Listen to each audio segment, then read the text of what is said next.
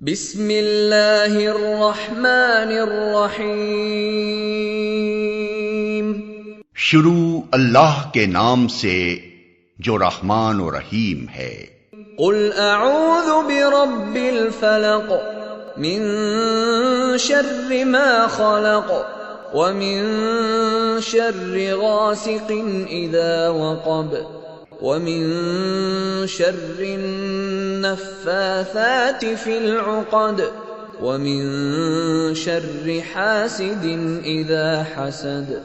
کہو میں پناہ مانگتا ہوں صبح کے رب کی ہر اس چیز کے شر سے جو اس نے پیدا کی ہے، اور رات کی تاریکی کے شر سے جبکہ وہ چھا جائے، اور گرہوں میں پھونکنے والوں یا والیوں کے شر سے، اور حاسد کے شر سے جبکہ وہ حسد کرے۔